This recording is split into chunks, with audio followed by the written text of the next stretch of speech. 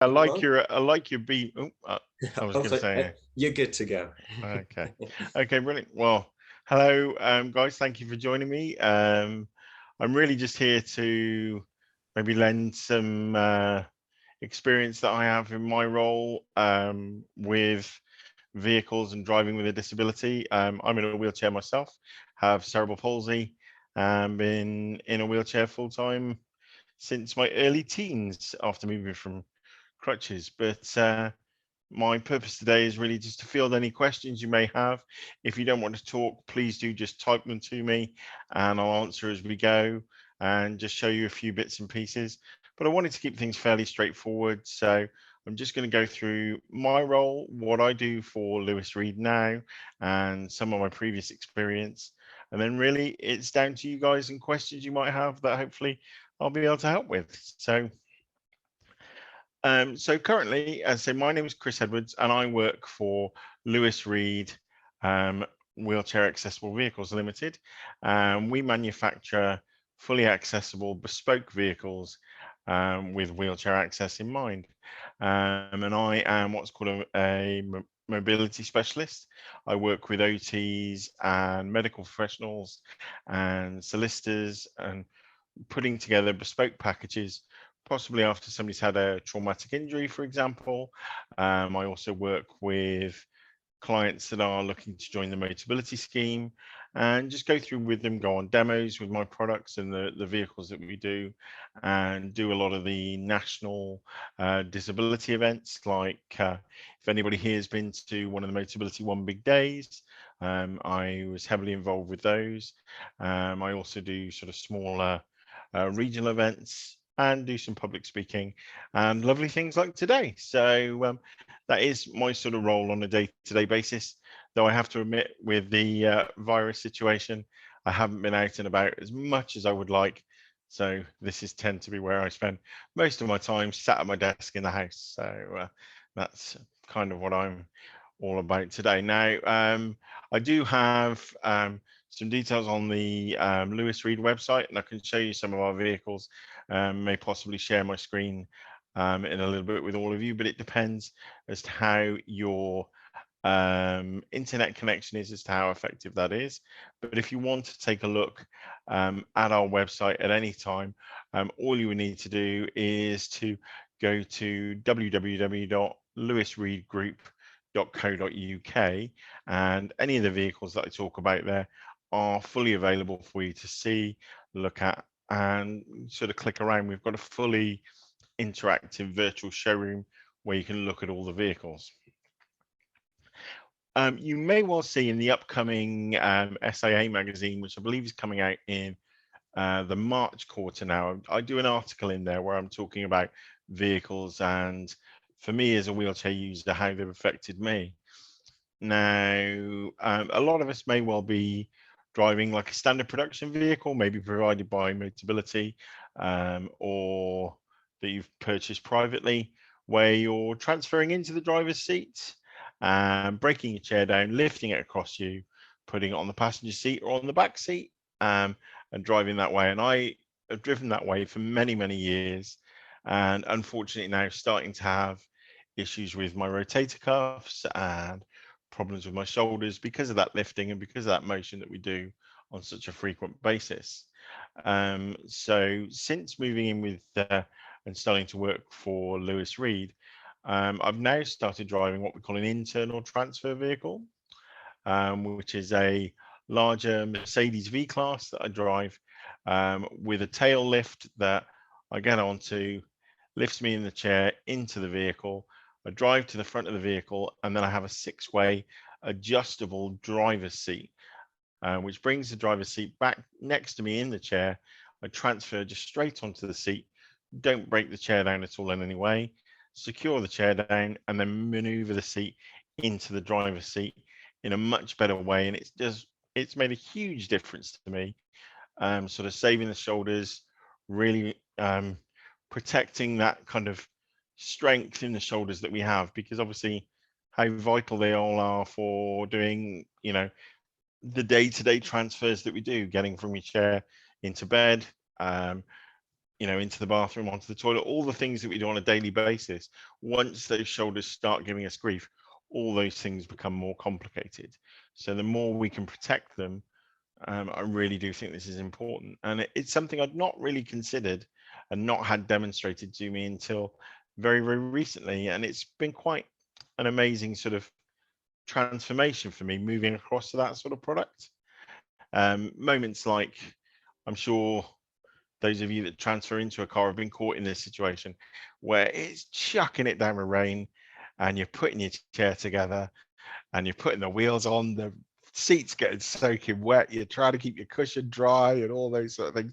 You're transferring into your chair and then you're sat in a puddle of water for the next half an hour, 20 minutes, or 2 hours, or even longer, depending on what you're doing with your day. And then in the reverse, when you're getting in the rain and getting absolutely soaking, getting in and out of your car. So I don't miss that. With the internal transfer vehicle, I literally pop out the lift. The tailgate from the vehicle protects me from the rain. I get in the car and I'm doing all my transfers within the vehicle, warm and in the dry and in a much better environment. So it it's made a huge difference to my life. So I'm trying to sort of raise the awareness, if you like, on those type of products and what is available. And they're fully available either through the Motability scheme or as a private purchase. So those sort of things are available.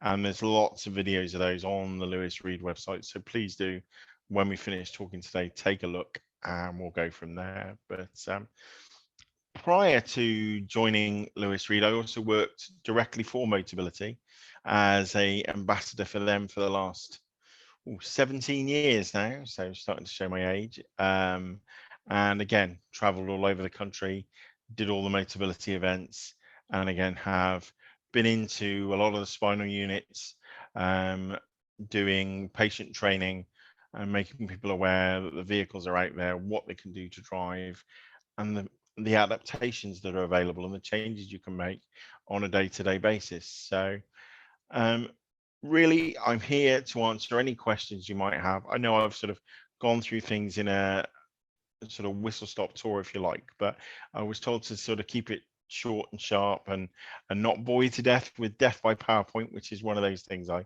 really cannot stand. So I'm here to answer what questions you might have. So please be brave and ask me some questions because I don't want to be sitting here in silence. Let's hear some voices or type or anything like that. Anything to do with driving with a disability, I've pretty much got you covered with any questions you've got. So please do come forth with some questions. I guess is that one thing. I mean, I don't even drive at all in the first place. So Okay. I mean, I'm struggling to understand the science behind sort of how the say, for example, someone who's paraplegic, how they would work the pedals, for example. What sort of Okay. alternatives are there for pedals?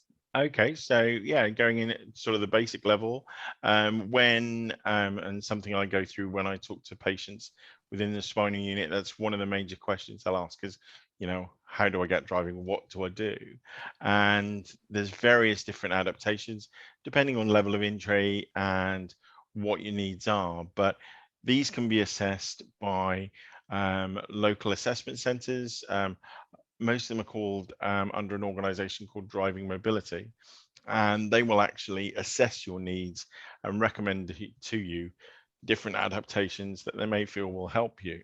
Now, I myself drive a automatic vehicle with what's called a push-pull hand control. So you literally pull the lever towards you to accelerate and push it away from you to brake. So it mechanically controls the pedals, and it is a very, very straightforward system and probably the most popular sort of adaptation out there. It's very straightforward, can be fitted in sort of about an hour or so by a qualified fitter, and you have a steering ball as well, and then literally you can control pretty much everything on the vehicle from that point, not worrying about the pedals, but the pedals are still there.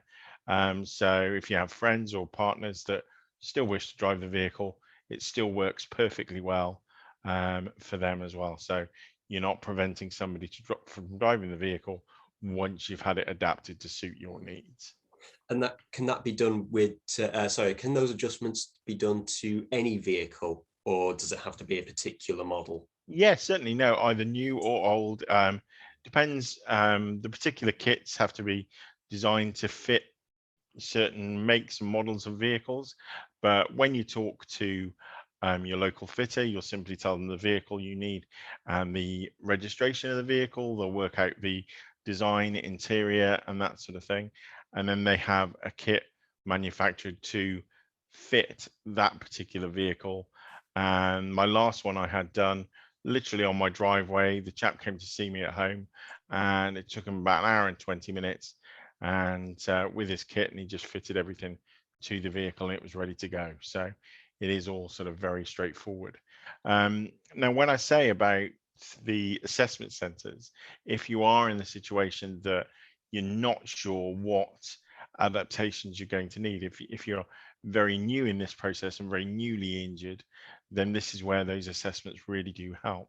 If you're considering, for example, joining the mobility scheme and using your personal independence payments or disability living allowance to fund a vehicle with them, you can approach them and say you're unsure as to what adaptations you might need, and they will actually refer you to one of these centres, and they will cover the cost of that assessment. So there'll be no cost to yourself.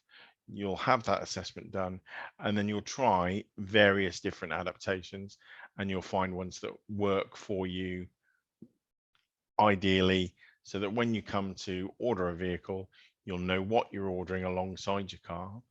And again, if it's through the Motability scheme, when you're with your Motability specialist, you'll be able to say, for example, like I would, I need a Jeff Gosling push-pull hand control with a steering ball and an indicator switch, which is a small indicator switch which is on top of the hand control, so you can flick it with your thumb to do your left and right indication.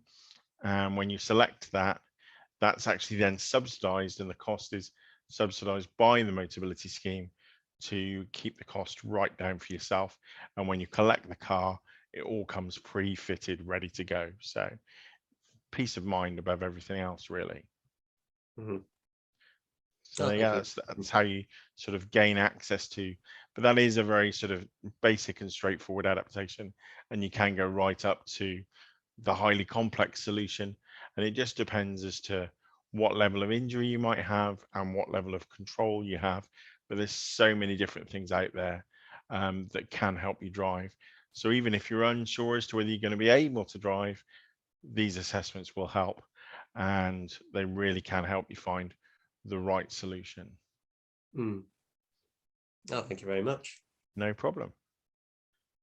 Anyone else? Anyone else got any questions for me today? What about high tetraplegics for driving? Okay, so again, this is what we're saying with depending on the range of motion you have.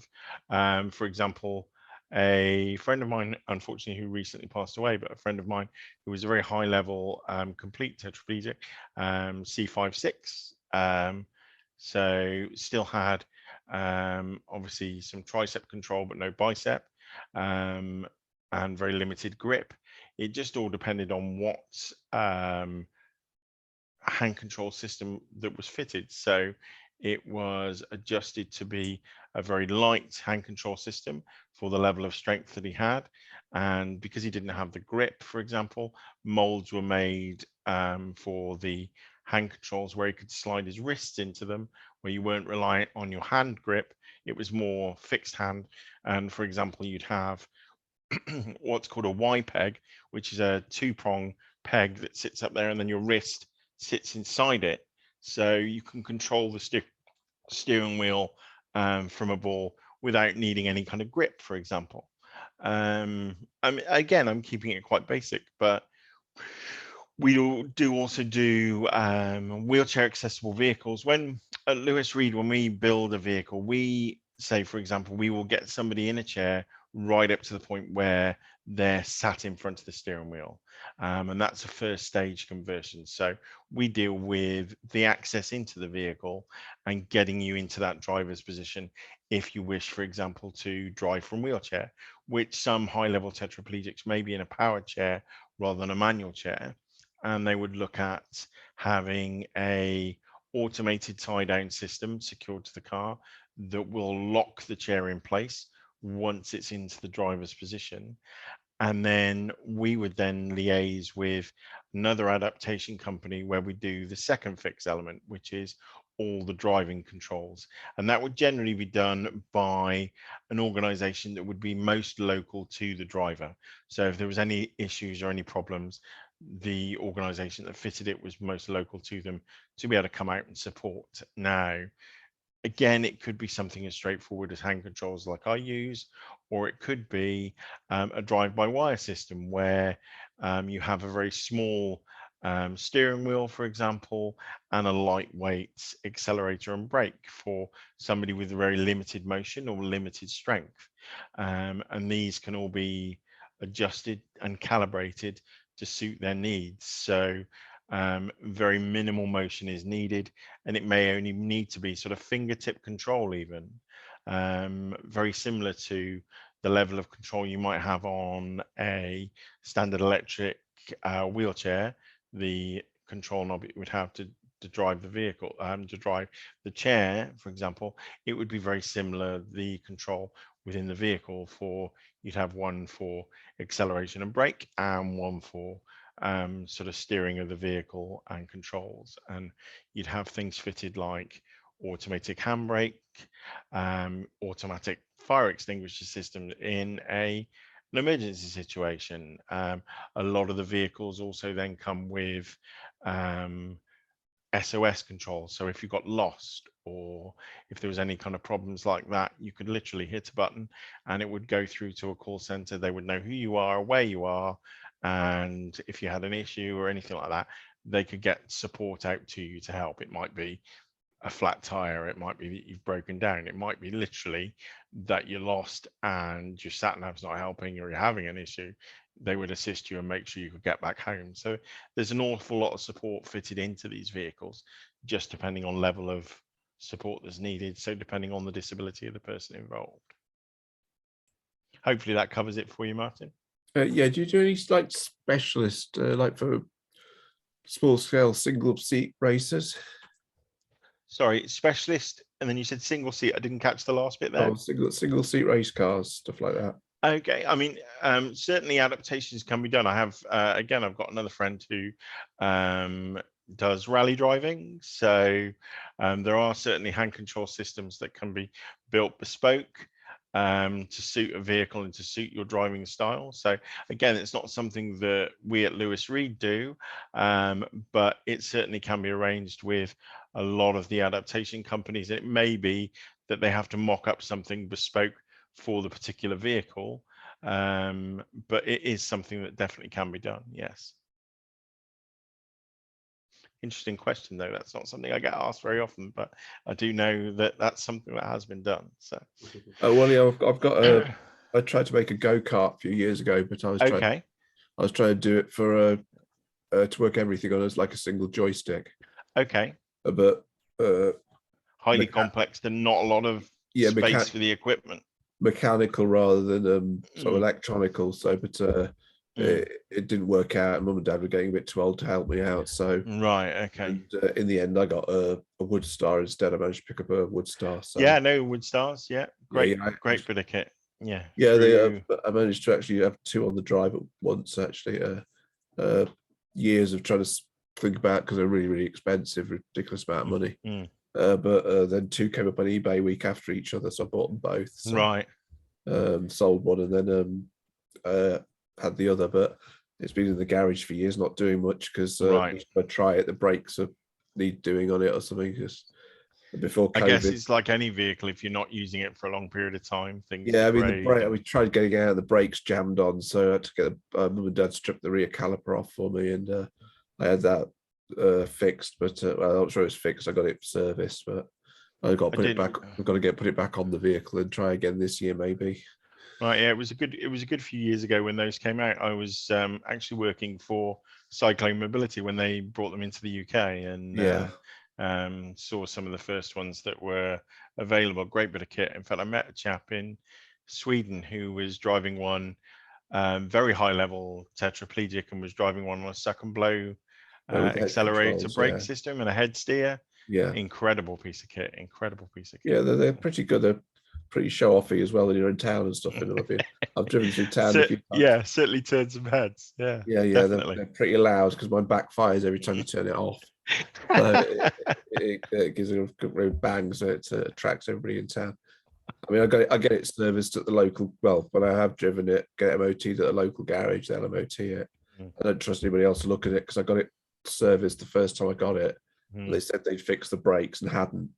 Those brakes didn't work. So in the end, me and mum and dad did it ourselves. We stripped the brake system off and refitted it. But the garage is half a mile away. Mum and dad can tell that I've started it up and coming home. It's half a mile from the house. It's really, really loud. It's quite interesting. Actually, it's a great bit of fun. These things that are out there, and there are sort of disabled access rally drive schools and things like that as well. So there's a lot out there. Yeah, it's just a shame there's nothing for like high tetras for racing, because obviously the limits of health and safety don't allow you to go onto the track unless you can get out of the cars and stuff. So for much like my C656, it's impossible to get out yourself. So they just don't let you drive on the. Although I can take. I haven't tried it yet, but there's Cadwell down the road from me, which do an open day. So as long as I stick the road tyres on it, I don't think they'd have a problem with it going round. It does about 56, I think I've added up to about that. To be honest, it's something I always struggle to get in and out of, and I've got some leg control, so I think it's just a challenge to get it out of anyway. Yeah. I can see Caroline's asked a question for us all about Ford wheelchair accessible vehicles, sort of accommodating tall drivers. Now, oh, and you've been told you need a. Do you mean Sprinter? Is that what you're talking about? The Mercedes Sprinter? Yeah.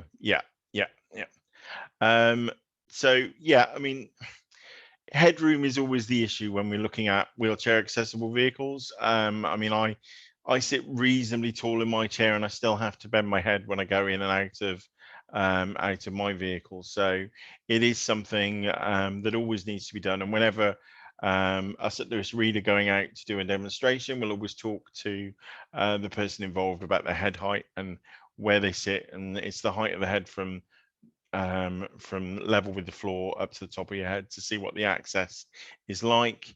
In fact, we actually do a vehicle called the Grande, where we've taken a Mercedes Sprint, a Mercedes V-Class rather, and we've cut off the roof and put an extra panel in at the top, which is no higher than the normal roof rails, but interior space wise gives you another almost 5.5 inches of clear headroom, which is something certainly worth looking at. But it just depends as to how high you sit and what you'll need. A Mercedes Sprinter tends to be the go-to solution for quite a lot of Motability vehicles, because it's, how to describe it, it tends to be very sort of cookie cutter. So it one size fits all. So even if you're not sat very tall, this will accommodate regardless of what wheelchair you might move in to over the 5 years that you've got that vehicle with Motability. So they can seem quite large. I mean, the V-Class that I drive is much bigger than a standard vehicle that I'm used to driving, and it did take me a while to get used to, but then it's quite interesting. Actually, I had to move my smaller car yesterday, so I transferred into that, and after driving the V-Class for the last few months, it felt like I was getting into a tiny little vehicle. I was like squished into it. So it's, yeah, I do understand sort of what you're talking about there. So I see from your notes, you currently drive a VW Polo with a chair topper. Oh, sorry. No, sorry, that's right. Karen. I'm sorry. It's hard to sort of see who's going on. So let's concentrate on your question first of all, then, Caroline. So when it comes to your head height and how you sit and how you want to get in, it depends as to what is going to be right for you. What I would say is try not to get caught up in, it must be a Ford, it must be a Sprinter, it must be whatever, and actually get the wheelchair vehicle, the vehicle manufacturer to come out and do a demonstration, and have as many as you feel you need, because they will come out to you. They'll come out to you at home and try it, and you'll know fairly quickly as to whether this is going to be something that works for you and how you sit. And it might be that you've got a little bit of motion that you can move your head and duck down slightly for getting in, and you're comfortable with that. But equally, it might be, no, this isn't right for you. There are some vehicles, not that we manufacture, but there are some where the manufacturer is using a vehicle where they will cut out a channel into the floor, for example. So rather than going up, they will go down slightly, and the chair will go in a channel to still give you the head height. So it depends on the vehicle you choose and what you feel is going to suit you best. But certainly when you're looking at a Sprinter, it is a lot higher. You're going to have issues with things like multi-story car parks and things like that. Yeah. Getting in and out of those. And if that's something that you use quite often, then they may well cause you an issue. But I'd say have as many demonstrations as you are comfortable with to make sure it's going to be right. Is it something that's being funded for you through Motability, or you're getting privately? I'm just going through the process of applying for a grant. Okay, so with the grant situation, then they will actually send out, if you qualify for the grant, then Motability will send out a driving assessor who is completely independent, employed by Motability, and they will come out alongside their own vehicle, and if need be, a vehicle from somebody like us, or any of the other 22 wheelchair accessible vehicle companies will come out to you, so you can try different things, and they will look at the best solution to suit your needs. So you're in some really good hands there, and they will come up with a solution that works both for you. And if you're not comfortable with the vehicle, if it's like, actually I can compromise to a point, but actually this is too big and I'm not going to use it, then tell them that and explain them to it, and they'll work with you to get a solution. But it may well be, obviously I don't know the chair you sat in, I don't know what height you sit at, but regardless of that, they will work with you to get the best solution. And when I say best solution, it's getting you into the vehicle, but also a vehicle that you are comfortable either as a passenger or as a driver. Is it something that you're looking to drive from a wheelchair yourself, or as a passenger? I'm hoping that they'll be able to enable me to drive. I had an assessment, God, it's probably about 30 years ago now. And back then, the vehicle was going to cost 75 grand. And funnily enough, I couldn't afford that sort of money. Who can? So, yes, quite. So I ended up being, I've been a passenger ever since. Right, but okay. I'm in a position now where I need to move from just a non-adapted Galaxy, because my standing transfers have become less reliable. I'm a C3-4, slightly incomplete Tetra. Okay. But back then, when I was having assessments, they told me I need a Chrysler Voyager because the floor could be dropped. And the vehicle that I tried was a Transit, and the top of the windscreen was level with my eyes, which made it a little bit challenging. Yeah, no, I can understand that, is because also you've got to think about things like your visibility while you're moving around. It can lead to nausea and all kinds of things. So yeah, no, it's important, I think. Well, you're going down the right route here. You're going to have a new assessment done, and certainly between 30 years ago and now, the changes, albeit the vehicle needs, if you like, from a wheelchair accessible vehicle point of view, are very similar. The adaptations that are available and the way things have moved on with the technology, I'm sure they will come up with a solution that will work. And it's just a question of trying the vehicles, going through the assessment, and looking at what is going to make the best solution for you. Because I think one of the things that we all look at is, as much as when we look at a vehicle and we go, oh, I can make do with that, or I can do it that way, we all know if anything is a day-to-day, well, faff, for want of a better description, it ends up that we just don't use it as much as we should. Absolutely, yeah. And it ends up just sitting on the driveway. And the whole point of this whole process is really to get something that's going to be as easy and as straightforward for you to use every day. Yeah, so you don't think twice about going out. Exactly. Yeah. You know, even if you're just going out for a drive and you're not getting out at the other end, I think Yeah, for me during lockdown, because we all were, I'm sure you're very similar to me, and everybody was shielding and things like that. But my way of kind of personal sanity, the vehicle was the cornerstone to my mental well-being, because I could just get in the vehicle. You're still isolating from everybody else because you're on your own in your vehicle, but at yeah, least it's a change of view, and yeah. you could drive down the road and park and just look at something different than what you're looking Yeah, at on a yeah, daily definitely. basis. So I do think the ease of use is important. So you're definitely going down the right road there, Caroline. Motability will assist you all the way through, and the assessors that come out are fantastic. They'll sit with you, and there might be an element of compromise needed, but they'll always work with you to get the best solution. And it might be that the Sprinter ends up being ultimately the best thing, but if that's the case, then look at it as, this is my best solution on a day-to-day basis to make it easy for you to get in and out. It just means you're going to have to pick where you park, and multi-story is probably not going to be the ideal solution for you, but at least you're getting into the vehicle like I am with mine, and you're not having to do those standing transfers and things like that, get where wet. you're getting soaking wet or worrying about falling or anything like that.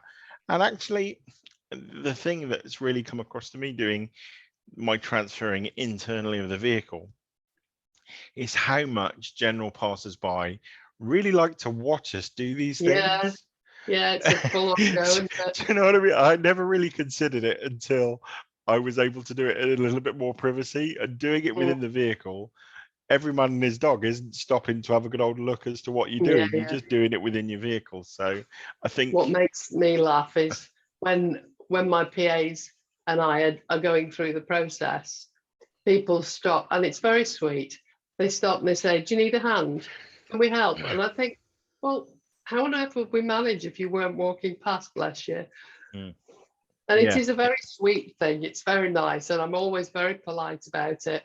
But it does make me chuckle inside. Yeah, I know exactly what you mean. I know exactly what. Well, hopefully that helps a little bit, Caroline. But what I would say is, do have a look at our website as well. As I say, Lewis Reed, and I'll put a link up in the chat for you guys on that as well. So if anybody wants to take a look, then certainly do that. In fact, I'm just going to do that while I remember, because otherwise, you know how these things go. One other question that's just come into my mind, if that's all right. So I've got two different chairs. Okay. I've got an indoor chair and an outdoor chair. Will there be any barrier to being able to use both chairs within the vehicle? So it really depends as to how you're going to be driving. So if you're going to be going into the vehicle like I do, and then doing a straight transfer, for example, into a driver's seat and then moving that seat into the driving position, then there shouldn't be an issue at all. But if you're driving from the wheelchair itself, it just depends on the lockdown system and the space that is required for that particular chair. So, I'm but again, to be able to transfer. Okay, so when you're having your assessment done, make sure that the assessors see both chairs and that you're going to be using both depending on what you need to. I would imagine the majority of the time you're probably going to use your outdoor chair anyway, to be able to transfer into that to go where you need to go when you're out and about. But again, I suppose if you're going shopping or something and staying in a fairly sort of completely level environment, then it might be your indoor chair. I don't know, but certainly look at giving you both options. But as long as the space is there, the chair you actually transfer from into a driver's seat, that shouldn't make an issue, as long as it's still able for the carers or whatever to secure and tie down for you. So just make sure on the assessment. Lovely, thank you. No problem. Hopefully that's helped. So just looking at sort of Karen's question. It's more you're concerned about the size of vehicle. And I can really see that you're moving from a VW Polo, which is obviously quite a compact vehicle, and now you're looking at sort of wheelchair accessible vehicles, and you're worried about the size. And you're also looking, if I'm understanding that question correctly, you're also looking at electric vehicles as well. So that's two different options you're looking at. Yes. Sorry, have I unmuted myself? You have. I can hear you. Oh, good. Yeah. Right. Sorry. Well, yes. That's what started me off, panicking, because I thought, I've used the chair topper for several years now. Okay.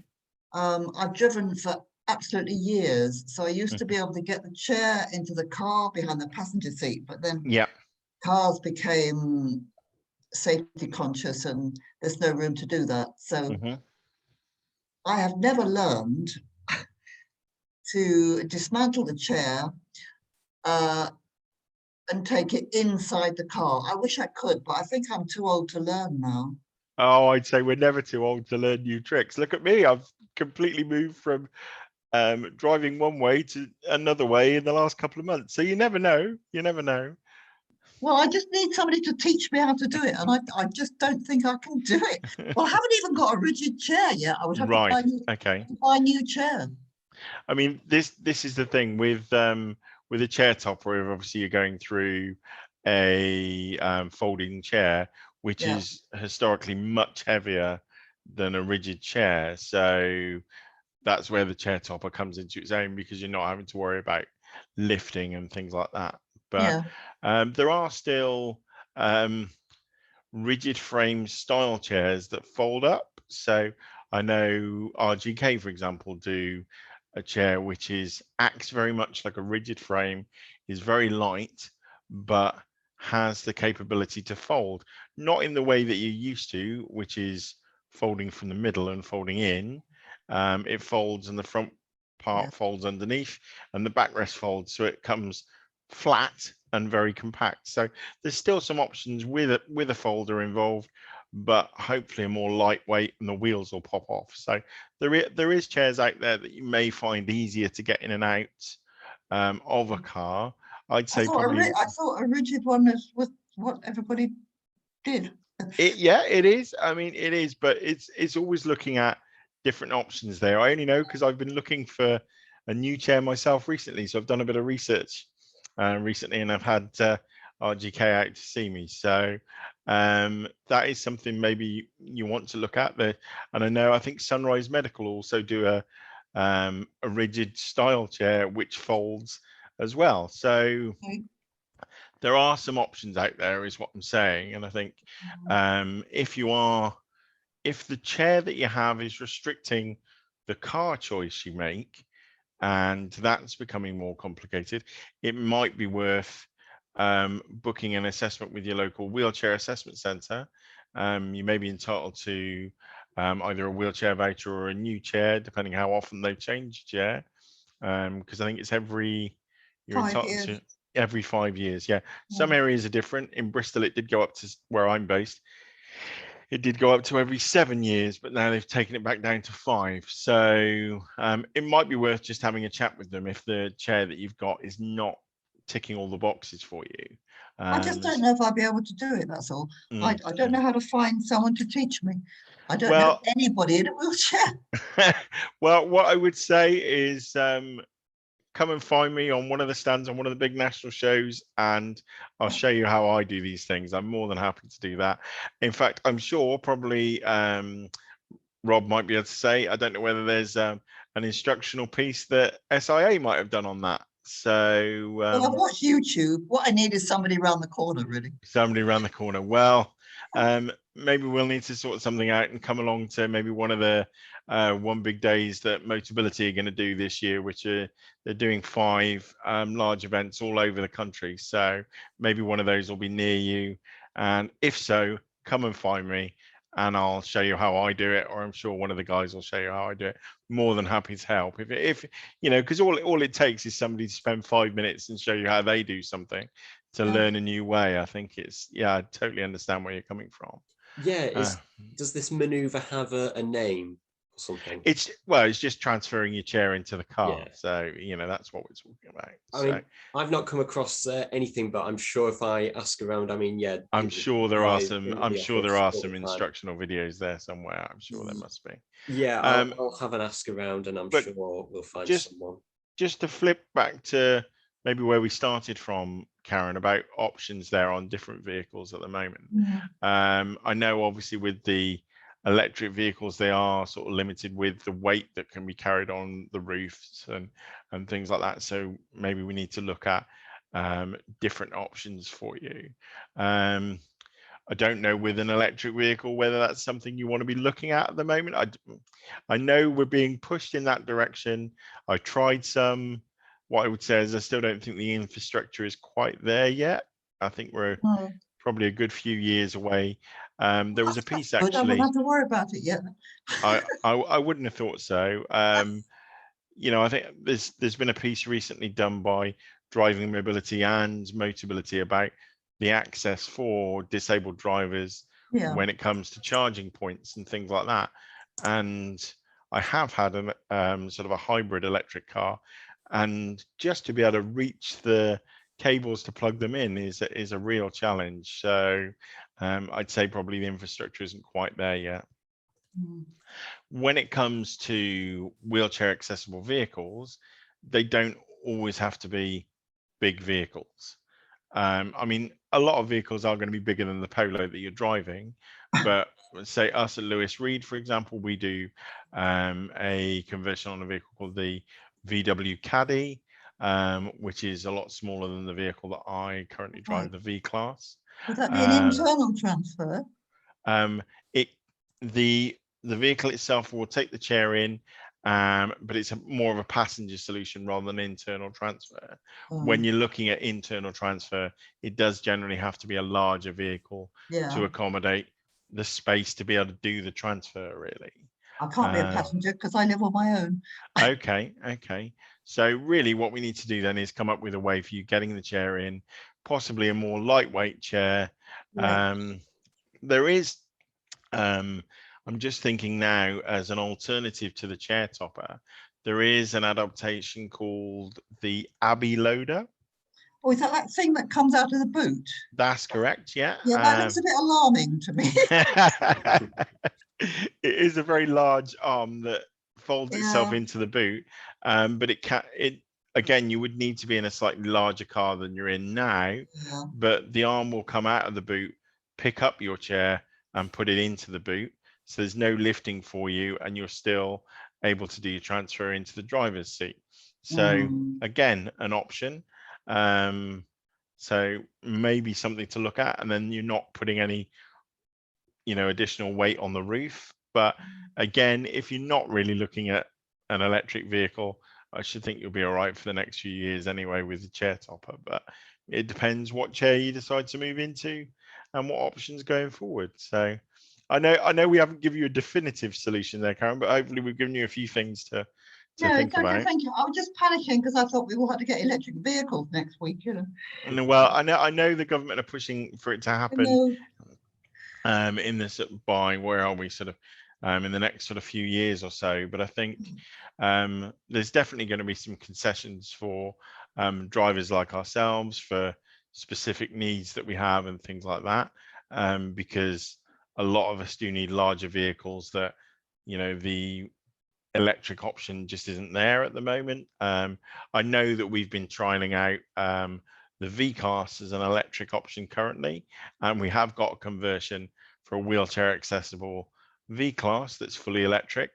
But again, the range just isn't quite there with them at the moment. It's okay, and as long as you're staying fairly local, you'll be okay. But for long distances, I think you'll find it a challenge. But there are some options coming, but I still think, it's got a bit of a way to go yet.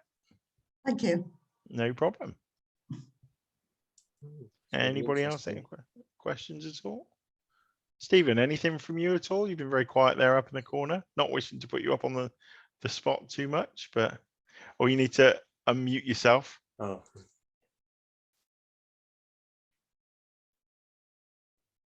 Hello. Hello there. How are we doing? You okay? Yeah, very well. Yeah, not so bad. So I mean, I drive. I've got an Audi. I use push-pull controls. Okay. I've got brachial plexus damage to my right arm. Okay. Left-handed, so that works fine for steering and all that. But okay. I can't reach out and take my chair to bits and put it on the right. I've done it a couple of times, but ended up knocking some knobs off the center console, and it was done in an emergency sort of situation, So yeah. I want to go anywhere. I need somebody to take my chair to bits. Right. Which is frustrating. You got to take them with you then to wherever you're going, and I want my independence now. Yeah. Yeah. A nice car, but yeah, I've started looking towards a WAV. I mean, I have a van that just wheel up into the back of as a passenger, but looking for something now that I drive, and whether that's from the chair or an internal transfer like yourself, that's just a trial thing. I think I'm worried because my balance. So I'm a T6. Okay. You've got the right hand corner dilemma that as soon as you turn, you're going. Yep. Been there. Got an armrest in the middle, which is worth more than its weight in gold. Yeah. No, I mean I've been in that situation actually with a VW shuttle that I was driving that had no armrest and nothing in the middle, and I don't have that balance. And it wasn't until I'm going around a roundabout that I'm like, and you're in that situation where, because your seatbelt's not going to stop you because it's gradual. What you're holding on to is your accelerator pedal. Exactly. So yeah, I totally understand where you're coming from there. I mean, the vehicle that I have now has an armrest, and that's brilliant. Gives you that extra level of support. And when you are looking at whatever internal transfer vehicle you're looking at, the seat can be configured to do what you need it to do. And you could even look at, I did one recently where we did a demo for a gentleman that ended up with a 5-point harness so that he could attach himself, but gave him that sort of extra trunk support there that he felt more comfortable in, in that respect. So I have thought about harnesses before. So I'm 13 years injured now, so these thoughts I've had all over the years. I mean, when I was originally injured and before I'd had my assessment, thought because of the damage to my arm, I wouldn't be able to drive a car normally because I couldn't get my chair in. So I thought I was going to be driving a wheelchair. Not the case. But I need to go there now because, like I say, I want my independence. I want to be able to go places definitely on my own, and and on the spur, want to go, you just go. Not got 2 o'clock in the morning when you can't sleep and you just want to go out for a drive. Yeah, I'm totally with you. I think well, take a look. They've actually got shots of my particular vehicle. The link I've put in the chat there. We've got a fully interactive digital showroom, so you can look at the upfront solution, look at where the seating is, how it works, and we can configure the seats to however it works for you. My particular vehicle, I've got a fixed passenger seat, I've got a 6-way adjustable powered driver's seat, and then another seat behind that one. So I've got 2 kids, so I can get both my kids in there. My chair is then secured. The driver's seat comes all the way back, almost to like the 3rd row level of seating, and then can spin all the way around. So depending on the angle that I want it at, is there for support and things like that. I can then transfer onto that, and because it's so adjustable, it makes it really easy. So I'm always, with my transfer, it's always easier for me to go from a higher to a lower and vice versa, same as everybody else. So you can configure that driving seat to be a couple of inches lower than my chair. I transfer onto that one, and then when I'm going the other way, I can bring it up so it's a couple of inches higher than my chair and do it that way. So it's quite flexible in that respect. So it gives you best of both worlds. So, and everything's controllable by a key fob, and you're in and out, no trouble at all. Right. So if it's something you want to see, My contact details are on the website. Just give us a shout. I'll come and see you in my car and you can have a go. Just before Christmas, possibly towards the middle of last year, I did start to look, and I'd spoken to one of the ladies at your place, and I think she was just waiting for me to pass on my sitting height.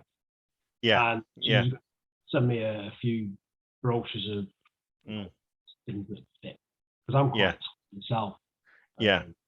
So I mean, what I find, I mean, I'm 6 foot, so, and I sit reasonably high, and obviously when I go up on the tail lift, the entry point for the vehicle is still sort of at this kind of height, so I am having to duck my head to go in, but I can do that and I'm okay with doing that. Some people do struggle with that, and that's when we need to look at something like a Sprinter, which is a lot higher, or us at Lewis Reed, we do the VW high roof, which is not as high as a Sprinter, but does give you that extra space. So it might be something to consider.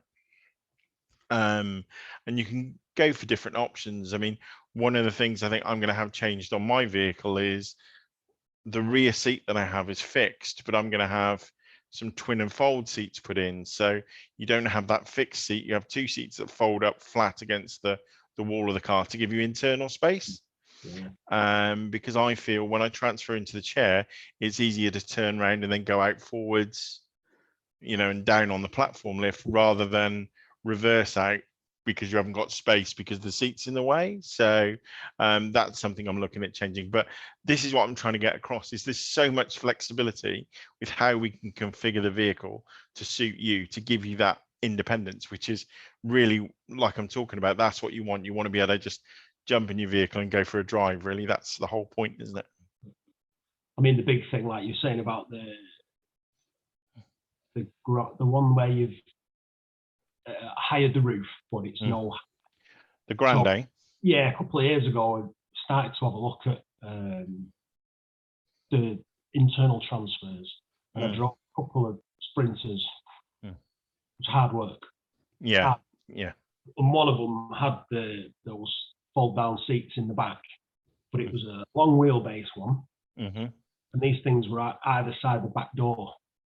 So I'm driving up at the front with the chap whose van it is, and my dad was sat at the back door, and after 5 minutes, couple of miles, I had to pull over. I got seasick because the wallow it did, because it's a big old bus. I drive an Audi S5. What a Sprinter. I've got a nice sports car. You know, what a nice van. But without being too big, you know, because I'm tall, I've got the problem that you have, that, you know, you've got to duck when you're going. And it's not a problem for me, as long as when I'm sat driving, I'm not doing that. No, you won't be. You won't be at all. I mean, this is why I think, you know, with Lewis Reed, we do generally stick to the more kind of top end vehicles, is because we do the Mercedes and we do the VW. Obviously, we used to do the Caravelle. The Caravelle is no longer an option because VW has stopped it. There's the new T7 multivan, which is coming out, which does look pretty special. But again, we don't have any dates on that at the moment. It is still sort of sometime next year, probably. Lead times on vehicles are fairly horrendous at the moment. So what's that? A multivan? Multivan, yeah. It's not something that we've got demos of or anything at the moment. It's still all up in the air. So, but I would say driving a VW and now driving the Mercedes, I'd go for the Mercedes every day of the week. It's a smooth vehicle. You know, you can have the more sportier engine if you wanted to, you know, up to sort of 3.2 litre engine.